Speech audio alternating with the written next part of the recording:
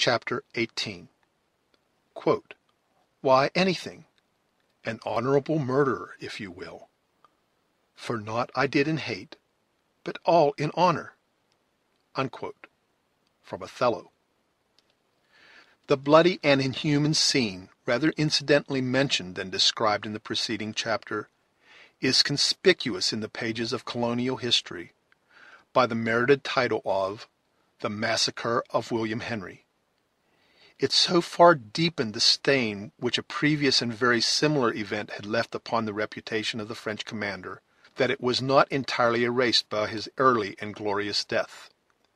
It is now becoming obscured by time, and thousands who know that Montcalm died like a hero on the plains of Abraham have yet to learn how much he was deficient in that moral courage without which no man can be truly great. Pages might yet be written to prove from his illustrious example the defects of human excellence, to show how easy it is for generous sentiments, high courtesy, and chivalrous courage to lose their influence beneath the chilling blight of selfishness, and to exhibit to the world a man who was great in all the minor attributes of character, but who was found wanting when it became necessary to prove how much principle is superior to policy. But the task would exceed our prerogatives, and, as history, like love, is so apt to surround her heroes with an atmosphere of imaginary brightness, it is probable that Louis de Saint Véran will be viewed by posterity only as the gallant defender of his country, while his cruel apathy on the shores of the Oswego and of the Horican will be forgotten.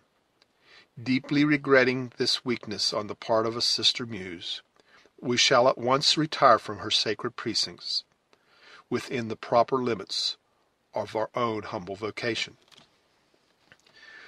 The third day from the capture of the fort was drawing to a close, but the busyness of the narrative must still detain the reader on the shores of the Holy Lake. When last seen, the environs of the works were filled with violence and uproar. They were now possessed by stillness and death.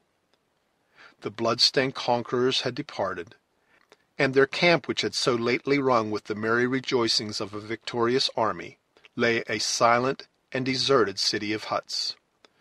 The fortress was a smoldering ruin.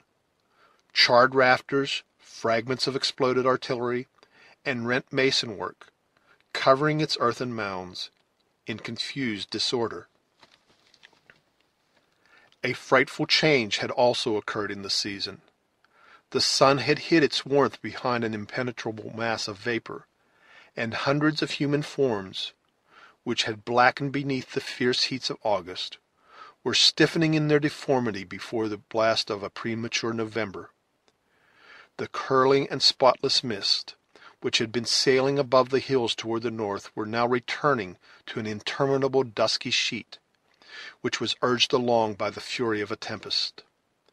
The crowded mirror of the Horican was gone, and in its place the green and angry waters lashed the shores, as if indignantly casting back its impurities to the polluted strand.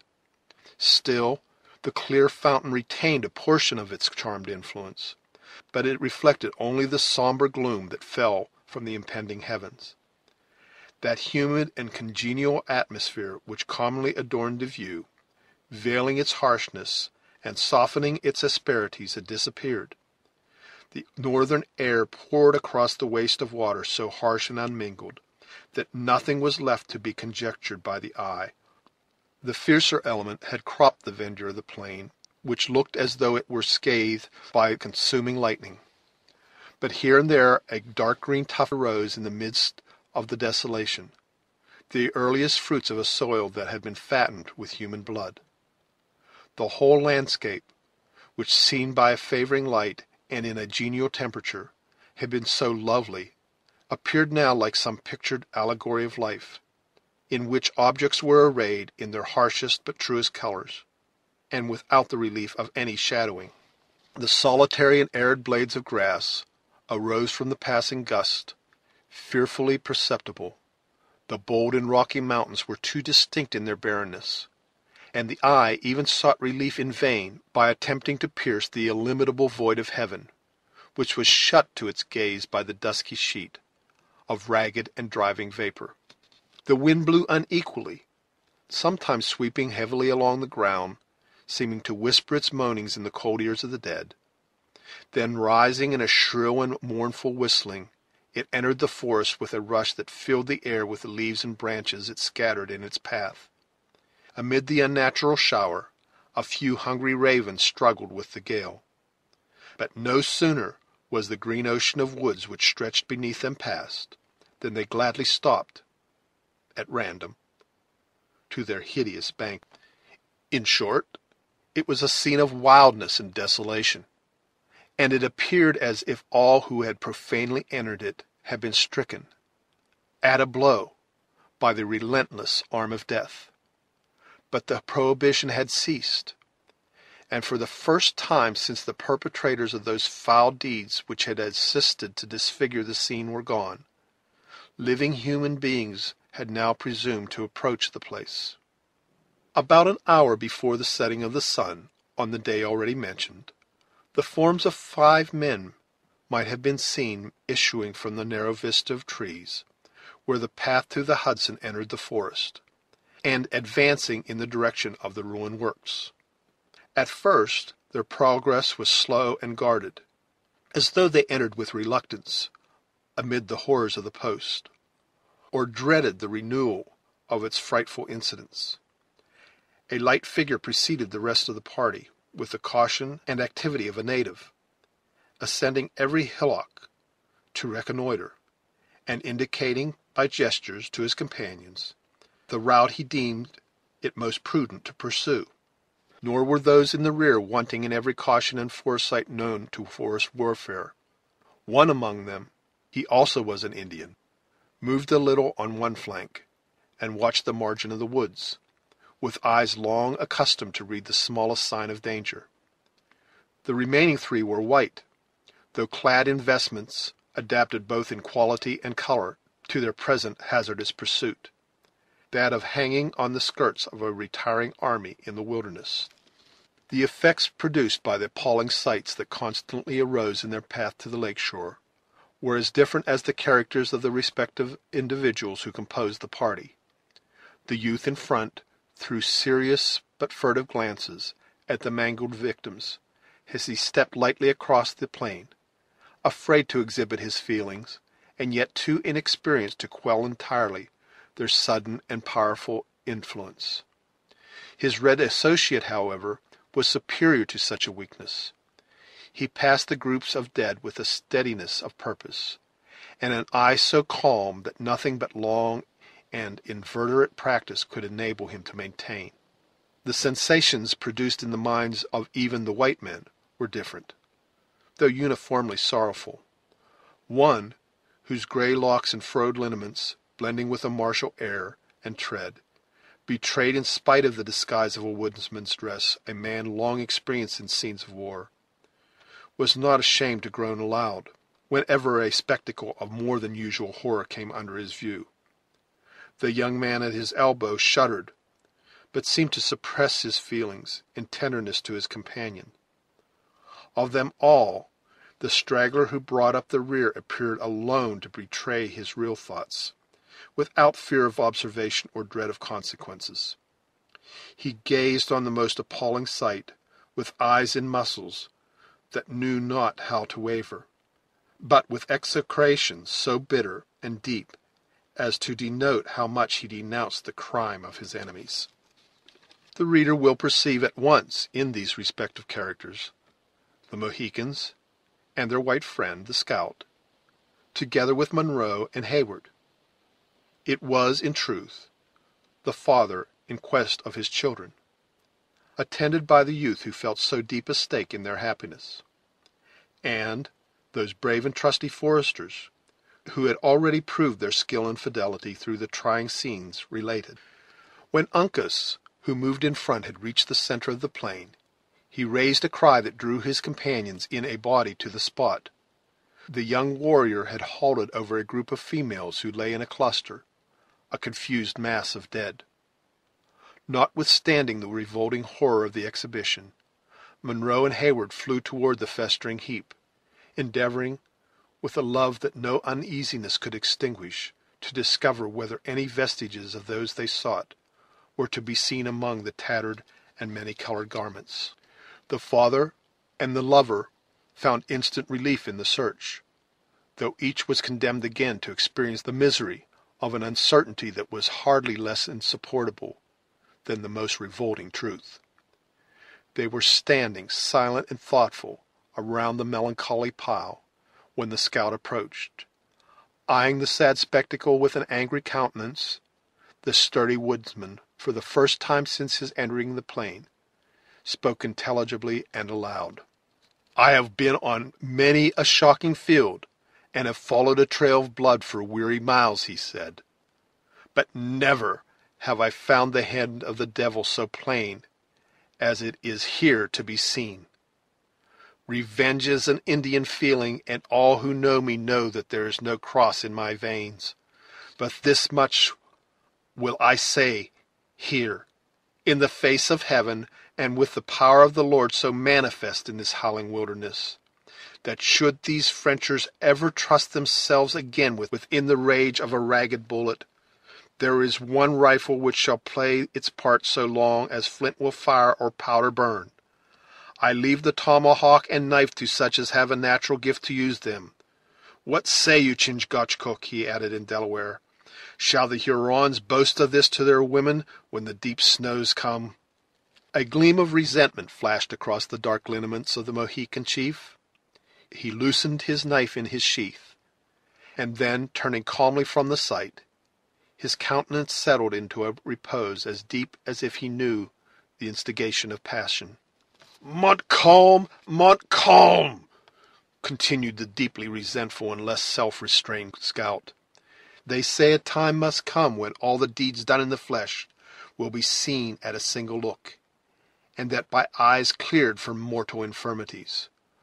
Woe betide the wretch who is born to behold this plain, with the judgment hanging about his soul. As I am a man of white blood, yonder lies a redskin without the hair of his head where nature rooted it. Look to him, Delaware. It may be one of your missing people, and he should have burial like a stout warrior. I see it in your eye, Sagamore. A Huron pays for this afore the fall winds have blown away the scent of the blood."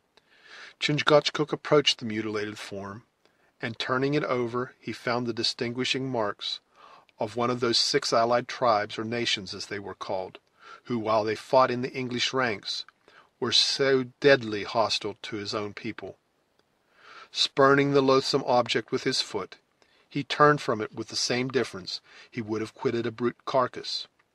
The scout comprehended the action, and very deliberately pursued his own way, continuing, however, his denunciations against the French commander in the same resentful strain.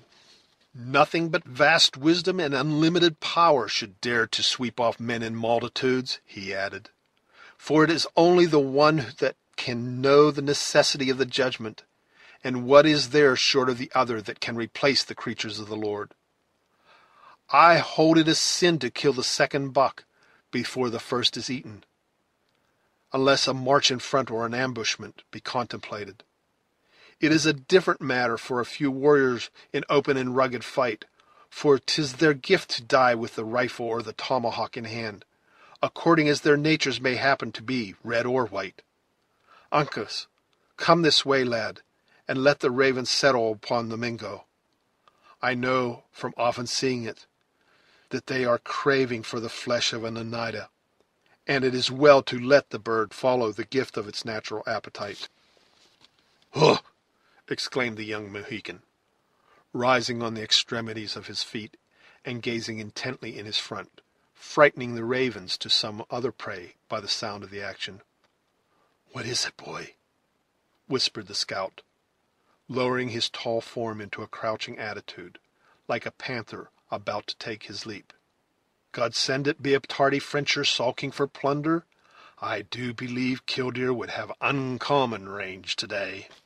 Uncas, without making any reply, bounded away from the spot, and in the next instant he was seen tearing from a bush, and waving in triumph, a fragment from the green riding veil of Cora. The movement, the exhibition, and the cry which again burst from the lips of the young Mohican, instantly drew the whole party about him. "My child," said Munro, speaking quickly and wildly, "give me my child." "Uncas will try," was the short and touching answer. The simple but meaning assurance was lost on the father, who seized the piece of gauze and crushed it in his hand, while his eyes roamed fearfully among the bushes, as if he equally dreaded and hoped for the secrets they might reveal. "Here are no dead," said Heyward. "The storm seems not to have passed this way." "That's manifest and clearer than the heavens above our heads," returned the undisturbed scout.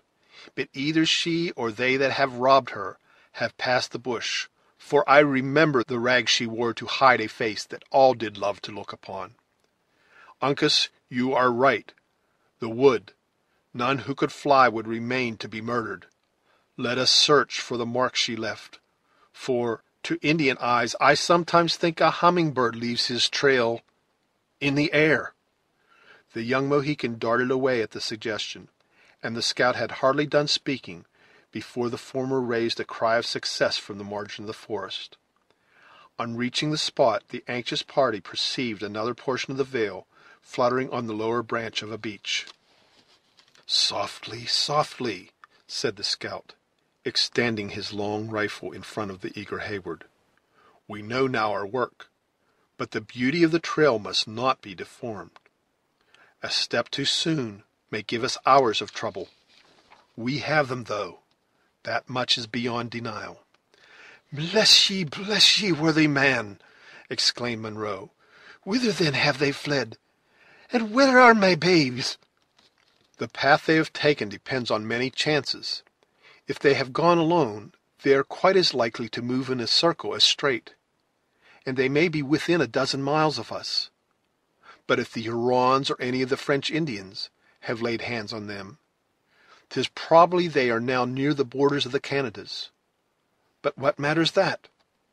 continued the deliberate scout, observing the powerful anxiety and disappointment the listeners exhibited.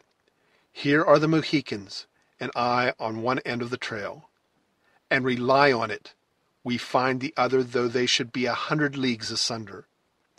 Gently, gently, Uncas. You are as impatient as a man in the settlements. You forget that light feet leave but faint marks." "Ugh!" exclaimed Chingachgook, who had been occupied in examining an opening that had been evidently made through the low underbrush which skirted the forest, and who now stood erect, as he pointed downward in the attitude, with an air of a man who beheld a disgusting serpent. "Here is the palpable impression of the footstep of a man," cried Heyward, bending over the indicated spot. "He is trod in the margin of this pool, and the mark cannot be mistaken. They are captives." "Better so than left to starve in the wilderness," returned the scout, "and they will leave a wider trail. I would wager 50 beaver skins against as many flints that the Mohicans and I enter their wigwams within the month. Stoop to it, Uncas, and try what you can make of the moccasin, for moccasin it plainly is, and no shoe." The young Mohican bent over the track, and removing the scattered leaves from around the place, he examined it with much of that sort of scrutiny that a money dealer, in these days of pecuniary doubts, would bestow on a suspected due bill. At length he arose from his knees, satisfied with the result of the examination.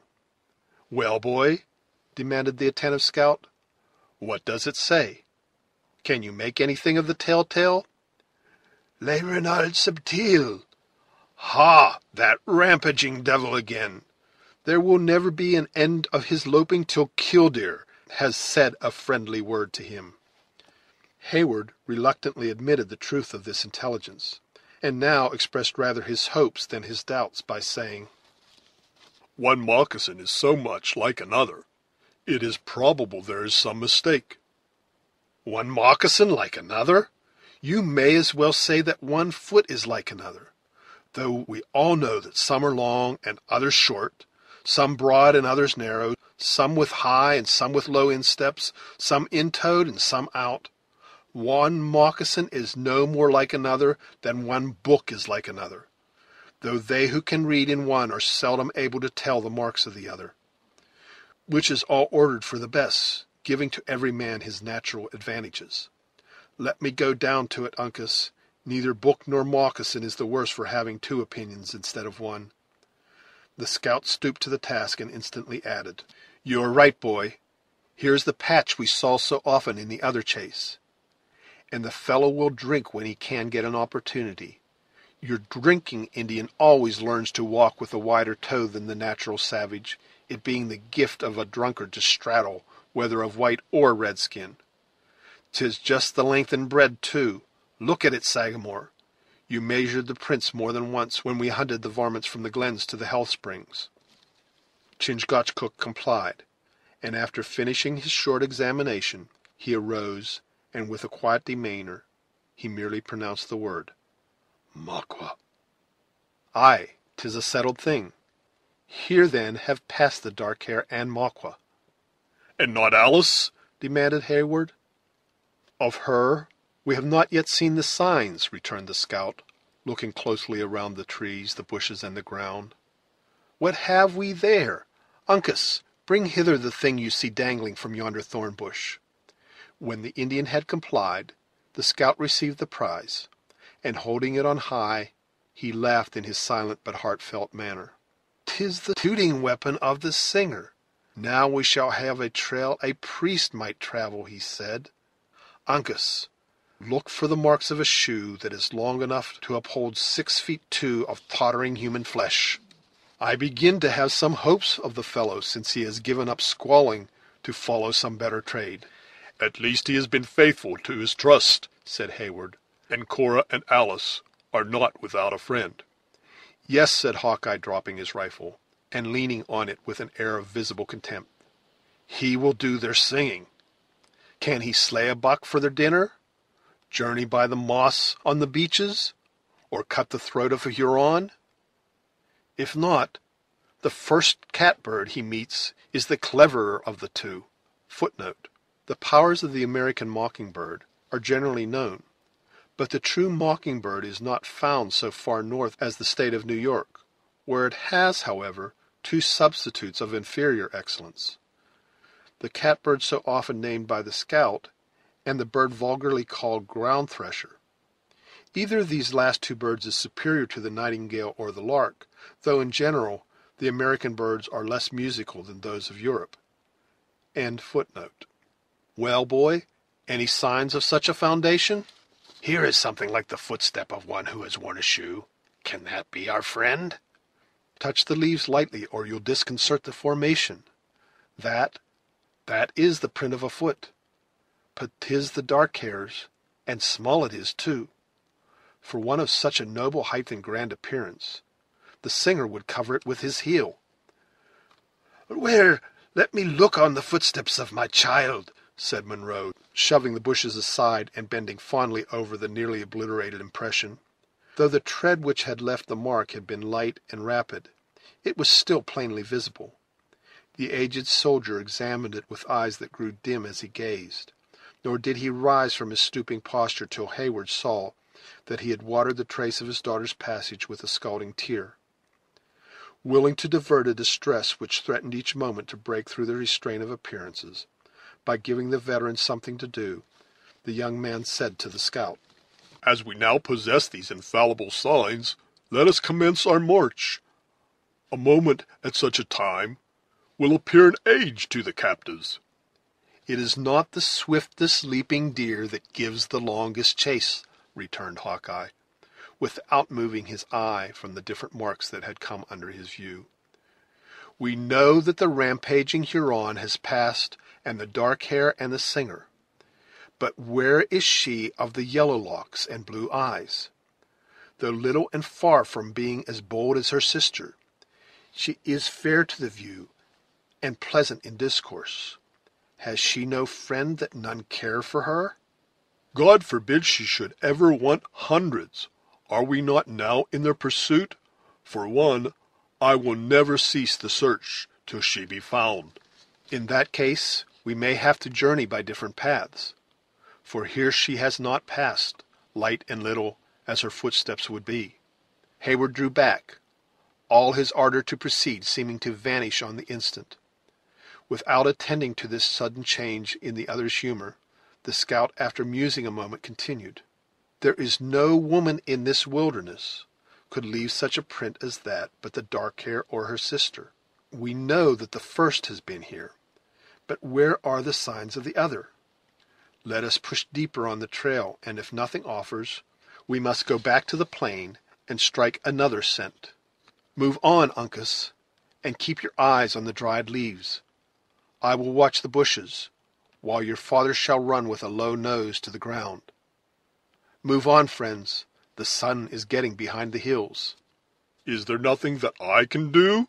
demanded the anxious Hayward. "You?" repeated the scout, who with his red friends was already advancing in the order he had prescribed.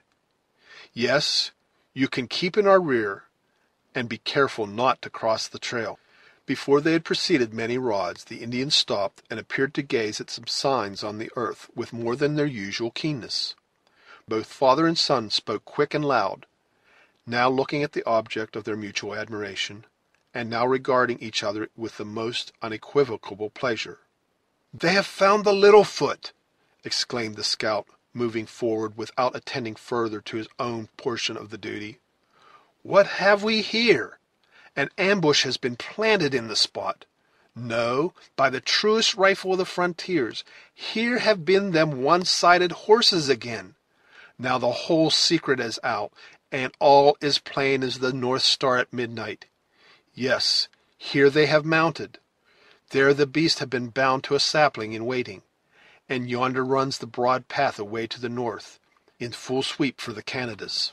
"But still there are no signs of Alice, of the younger Miss Monroe," said Duncan, "unless the shining bauble of Uncas has just lifted from the ground should prove one. Pass it this way, lad, that we may look at it." Hayward instantly knew it for a trinket that Alice was fond of wearing, and which he recollected with the tenacious memory of a lover to have seen on the fatal morning of the massacre, dangling from the fair neck of his mistress.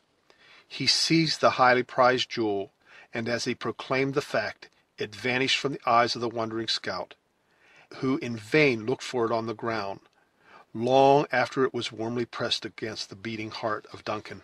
"Pshaw!" said the disappointed Hawkeye, ceasing to rake the leaves with the breech of his rifle. "'Tis a sign of age when the sight begins to weaken. Such a glittering gewgaw, and not to be seen! Well, I can squint along a clouded barrel yet, and that is enough to settle all disputes between me and the Mingoes. I should like to find the thing, too, if it were only to carry it to the right owner, and that would be bringing the two ends of what I call a long trail together. For by this time the broad St. Lawrence, or perhaps the Great Lakes themselves, are between us." "So much the more reason why we should not delay our march," returned Hayward. "Let us proceed." "Young blood and hot blood, they say, are much the same thing. We are not about to start on a squirrel hunt, or to drive a deer into the Horican, but to outlie for days and nights, and to stretch across a wilderness, where the feet of men seldom go, and where no bookish knowledge would carry you through harmless. An Indian never starts on such an exhibition without smoking over his council fire, and, though a man of white blood, I honor their customs in this particular, seeing that they are deliberate and wise. We will therefore go back and light our fire tonight in the ruins of the old fort, and in the morning we shall be fresh and ready to undertake our work like men, and not like babbling women or eager boys." Hayward saw by the manner of the scout that altercation would be useless. Monroe had again sunk into that sort of apathy which had beset him since his late overwhelming misfortunes, and from which he was apparently to be roused only by some new and powerful excitement. Making a merit of necessity, the young man took the veteran by the arm, and followed in the footsteps of the Indians and the scout, who had already begun to retrace the path which conducted them to the plain. Chapter Chapter 19. Quote, Salar, why, I am sure if he forfeit, thou wilt not take his flesh. What's that good for? Shy, to bait fish withal. If it will feed nothing else, it will feed my revenge. Unquote. From the Merchant of Venice. The shades of evening had come to increase the dreariness of the place when the party entered the ruins of William Henry. The scout and his companions immediately made their preparations to pass the night there, but with an earnestness and sobriety of demeanor that betrayed how much the unusual horrors they had just witnessed worked on even their practised feelings. A few fragments of rafters were reared against a blackened wall, and when Uncas had covered them slightly with brush, the temporary accommodations were deemed sufficient. The young Indian pointed toward this rude hut when his labor was ended, and Heyward, who understood the meaning of the silent gestures, gently urged Munro to enter.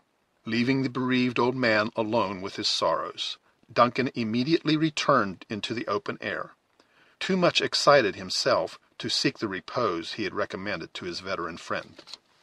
While Hawkeye and the Indians lighted their fire and took their evening's repast, a frugal meal of dried bear's meat, the young man paid a visit to that curtain of the dilapidated fort which looked out on the sheet of the Horican. The wind had fallen, and the waves were already rolling on the sandy beach beneath him in a more regular and tempered succession.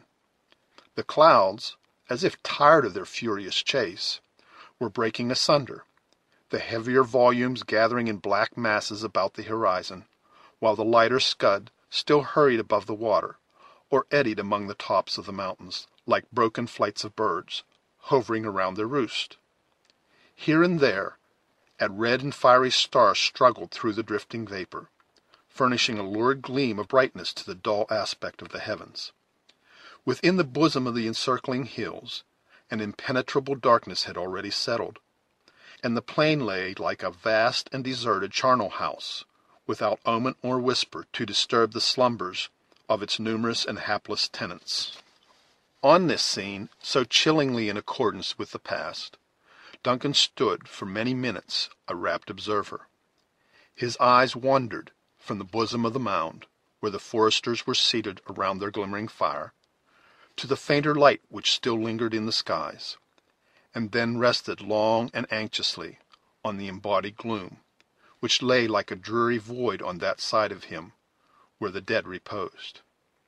He soon fancied that inexplicable sounds arose from the place, though so indistinct and stolen as to render not only their nature, but even their existence uncertain. Ashamed of his apprehensions, the young man turned toward the water, and strove to divert his attention to the mimic stars that dimly glimmered on its moving surface. Still, his too conscious ears performed their ungrateful duty, as if to warn him of some lurking danger. At length, a swift trampling seemed quite audibly to rush athwart the darkness. Unable any longer to quiet his uneasiness, Duncan spoke in a low voice to the scout, requesting him to ascend the mound to the place where he stood. Hawkeye threw his rifle across his arm and complied, but with an air so unmoved and calm as to prove how much he counted on the security of their position. "Listen," said Duncan, when the other placed himself deliberately at his elbow. "There are suppressed noises on the plain, which may show Montcalm has not yet entirely deserted his conquest." "Then ears are better than eyes," said the undisturbed scout, who, having just deposited a portion of bear between his grinders, spoke thick and slow, like one whose mouth was doubly occupied. "I myself saw him caged and tied with all his host, for your Frenchers, when they have done a clever thing, like to get back and have a dance or a merrymaking with the women over their success. I know not. An Indian seldom sleeps in war, and plunder may keep a Huron here after his tribe has departed. It would be well to extinguish the fire and have a watch. Listen. You hear the noise, I mean. An Indian more rarely lurks about the graves. Though ready to slay, and not over regardful of the means, he is commonly content with the scalp, unless when blood is hot and temper up. But after spirit is once fairly gone, he forgets his enmity, and is willing to let the dead find their natural rest.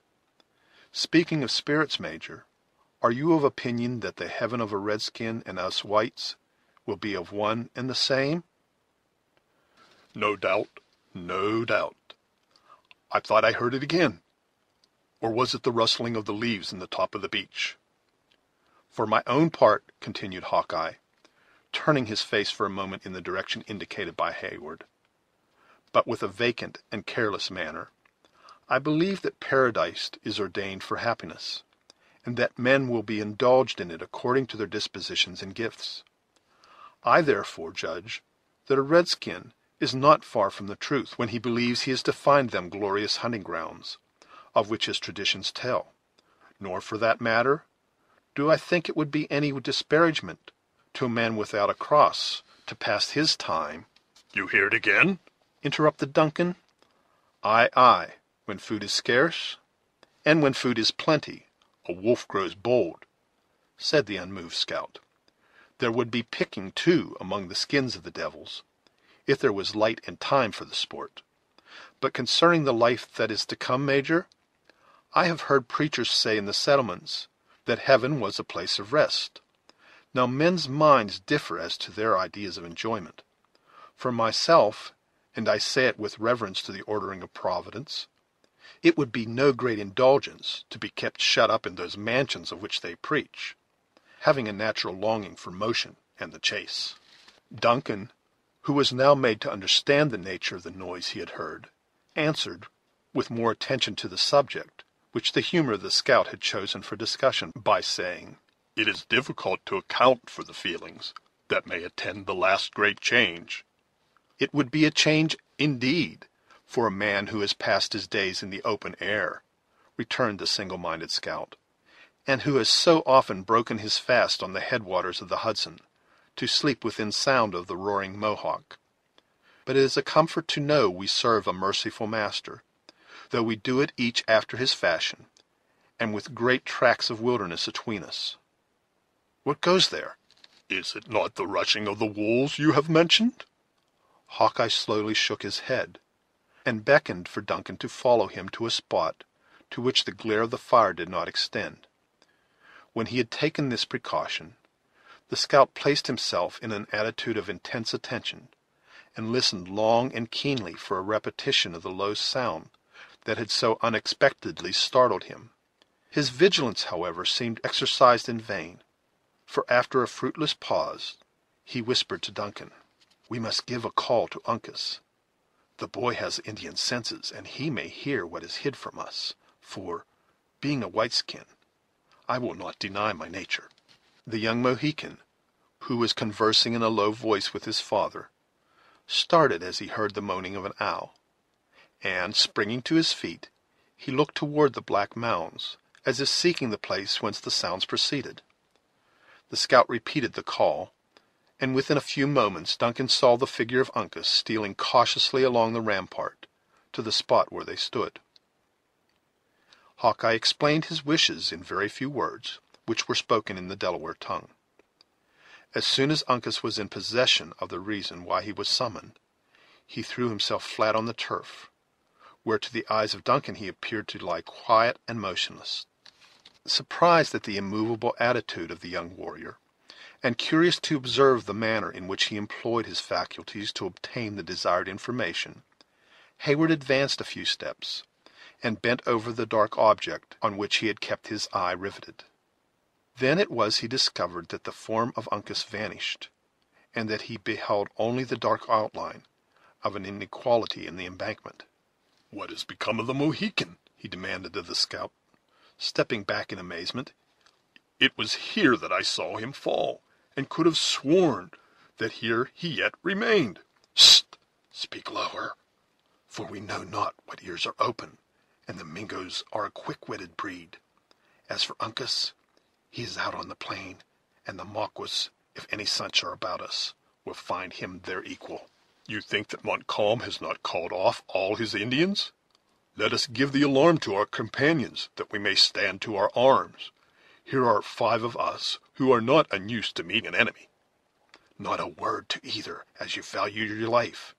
Look at the Sagamore, how like a grand Indian chief he sits by the fire. If there are any skulkers out in the darkness, they will never discover by his countenance that we suspect danger at hand. But they may discover him, and it will prove his death. His person can be too plainly seen by the light of that fire, and he will become the first and most certain victim. It is undeniable that now you speak the truth, returned the scout, betraying more anxiety than was usual. Yet what can be done?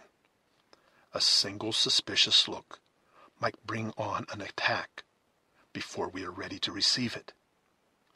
He knows by the call I gave Uncas that we have struck a scent. I will tell him that we are on the trail of the Mingoes. His Indian nature will tell him how to act. The scout applied his fingers to his mouth and raised a low hissing sound that caused Duncan at first to start aside, believing that he had heard a serpent. The head of Chingachgook was resting on a hand as he sat musing by himself, but the moment he had heard the warning of the animal whose name he bore, he arose to an upright position, and his dark eyes glanced swiftly and keenly on every side of him. With his sudden and perhaps involuntary movement, every appearance of surprise or alarm ended. His rifle lay untouched, and apparently unnoticed within reach of his hand. The tomahawk, that he had loosened in his belt for the sake of ease, was even suffered to fall from its usual situation to the ground, and his form seemed to sink, like that of a man whose nerves and sinews were suffered to relax for the purpose of rest. Cunningly resuming his former position, though with a change of hands, as if the movement had been made merely to relieve the limb, the native awaited the result with a calmness and fortitude that none but an Indian warrior would have known how to exercise. But Heyward saw that while, to a less instructed eye, the Mohican chief appeared to slumber, his nostrils were expanded, his head was turned a little to one side, as if to assist the organs of hearing, and that his quick and rapid glances ran incessantly over every object within the power of his vision. "See the noble fellow," whispered Hawkeye, pressing the arm of Heyward. "He knows that a look of motion might disconcert our schemes, and put us at the mercy of them imps." He was interrupted by the flash and report of a rifle. The air was filled with sparks of fire, around that spot where the eyes of Heyward were still fastened, with admiration and wonder.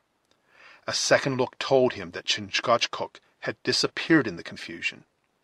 In the meantime, the scout had thrown forward his rifle like one prepared for service, and awaited impatiently the moment when an enemy might rise to view. But, with the solitary and fruitless attempt made on the life of Chingachgook, the attack appeared to have terminated.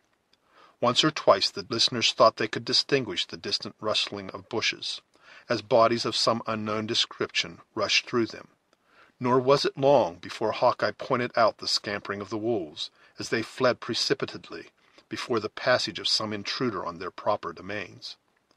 After an impatient and breathless pause, a plunge was heard in the water, and it was followed by the report of another rifle. "There goes Uncas," said the scout. "The boy bears a smart piece. I know its crack, as well as the father knows the language of his child, for I carried the gun myself until a better offered." "What can this mean?" demanded Duncan. "We are watched, and, as it would seem, marked for destruction." "Yonder scattered brand can witness that no good was intended, and this Indian will testify that no harm has been done," returned the scout, dropping his rifle across his arm again, and following Chingachgook, who just then reappeared within the circle of light, into the bosom of the work. "How is it, Sagamore?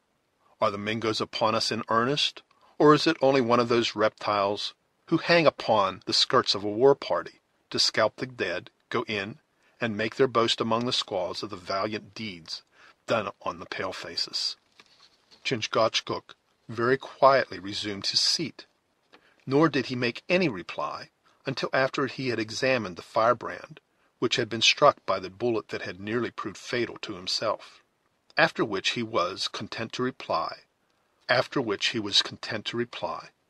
holding a single finger up to view, with the English monosyllable, "One." "I thought as much," returned Hawkeye, seating himself. And as he had got the cover of the lake afore Uncas pulled upon him, "I thought as much," returned Hawkeye, seating himself.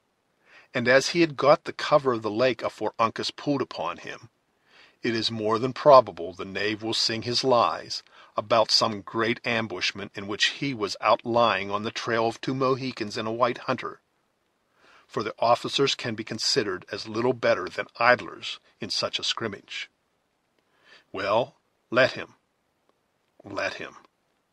There are always some honest men in every nation, though heaven knows, too, that they are scarce among the Maquas, to look down an upstart when he brags agin the face of reason. The varlet sent his lead within whistle of your ears, Sagamore." Chingachgook turned a calm and incurious eye toward the place where the ball had struck, and then resumed his former attitude, with a composure that could not be disturbed by so trifling an incident. Just then Uncas glided into the circle, and seated himself at the fire with the same appearance of indifference as was maintained by his father. Of these several moments Heyward was a deeply interested and wondering observer.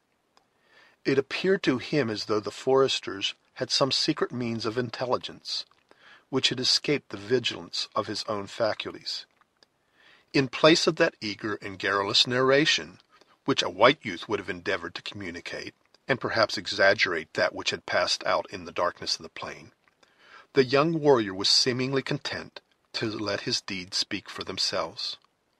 It was, in fact, neither the moment nor the occasion for an Indian to boast of his exploits, and it is probably that, had Heyward neglected to inquire, not another syllable, just then, had been uttered on the subject. "What has become of our enemy, Uncas?" demanded Duncan.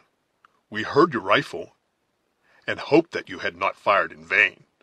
The young chief removed a fold of his hunting skirt, and quietly exposed the fatal tuft of hair, which he bore as the symbol of victory. Chingachgook laid his hand on the scalp and considered it for a moment with deep attention.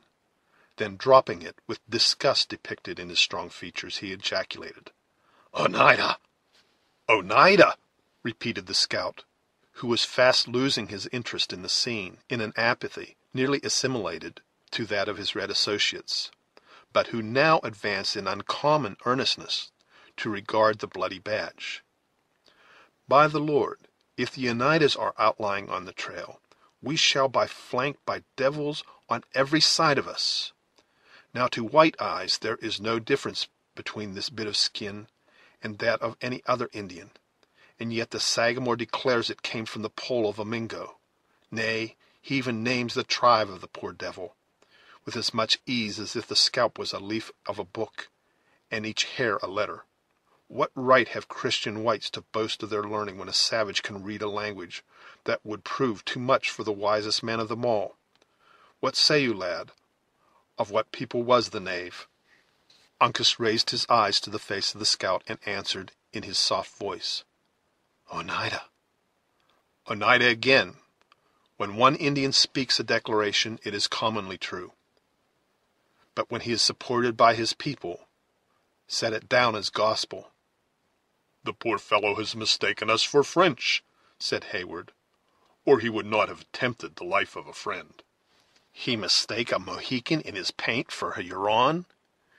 You would be as likely to mistake the white-coated grenadiers of Montcalm for the scarlet jackets of the Royal Americans," returned the scout. "No, no, the sarpent knew his errand.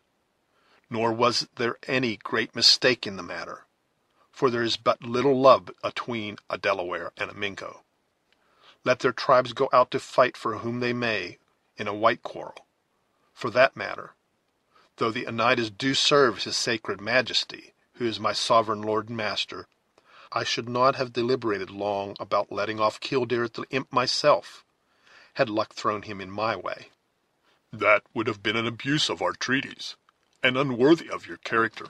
When a man consort much with a people, continued Hawkeye, if they are honest, and he no knave, love will grow up atwixt them.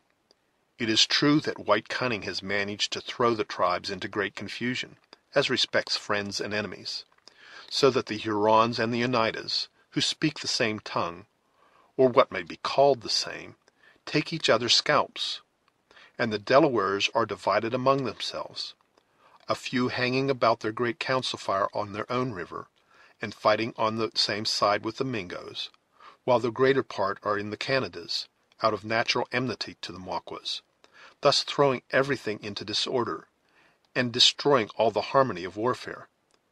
Yet a red nature is not likely to alter with every shift of policy, so that the love atwixt a Mohican and a Mingo is much like the regard between a white man and a sarpent.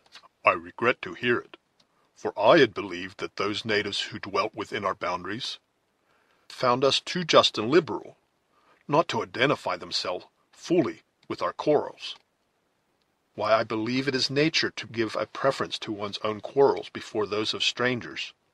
Now, for myself, I do love justice, and therefore I will not say I hate a Mingo, for that may be unsuitable to my color and my religion, though I will just repeat, it may have been owing to the night that Killdeer had no hand in the death of this sulking Oneida. Then, as if satisfied with the force of his own reasons, whatever may be their effect on the opinions of the other disputant, the honest but implacable woodsman turned from the fire, content to let the controversy slumber. Heyward withdrew to the rampart, too uneasy and too little accustomed to the warfare of the woods to remain at ease under the possibility of such insidious attacks. Not so, however, with the scout and the Mohicans. Those acute and practised senses, whose powers so often exceeded the limits of all ordinary credulity, after having detected the danger, had enabled them to ascertain its magnitude and duration.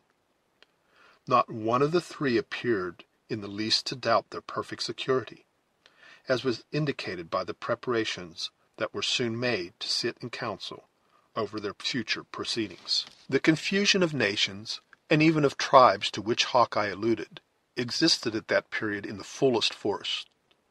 The great tie of language, and of course of a common origin, was severed in many places, and it was one of its consequences that the Delaware and the Mingo, as the people of the Six Nations were called, were found fighting in the same ranks, while the latter sought the scalp of the Huron, though believed to be the root of his own stock.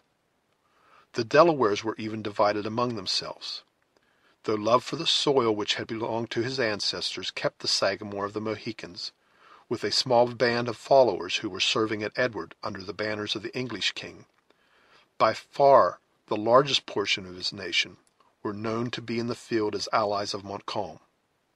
The reader probably knows, if enough has not already been gleaned from this narrative, that the Delaware or Lenape claimed to be the progenitors of that numerous people, who once were masters of most of the eastern and northern states of America, of whom the community of the Mohicans was an ancient and highly honored member. It was, of course, with a perfect understanding of the minute and the intricate interest which had armed friend against friend, and brought natural enemies to combat by each other's side, that the scout and his companions now disposed themselves to deliberate on the measures that were to govern their future movements, amid so many jarring and savage races of men. Duncan knew enough of Indian customs to understand the reason that the fire was replenished, and why the warriors, not excepting Hawkeye, took their seats within the curl of its smoke, with so much gravity and decorum. Placing himself at an angle of the works, where he might be a spectator of the scene without, he awaited the result with as much patience as he could summon.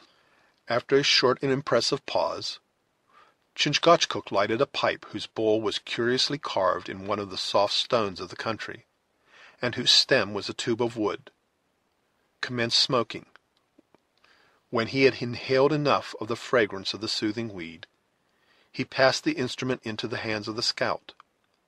In this manner the pipe had made its round several times, amid the most profound silence, before either of the party opened his lips. Then the Sagamore, as the oldest and highest in rank, in a few calm and dignified words, proposed the subject for deliberation. He was answered by the scout, and Chingachgook rejoined, when the other objected to his opinions. But the youthful Uncas continued a silent and respectful listener, until Hawkeye, in complaisance, demanded his opinion. Heyward gathered from the manners of the different speakers that the father and son espoused one side of a disputed question, while the white man maintained the other. The contest gradually grew warmer, until it was quite evident the feelings of the speakers began to be somewhat enlisted in the debate.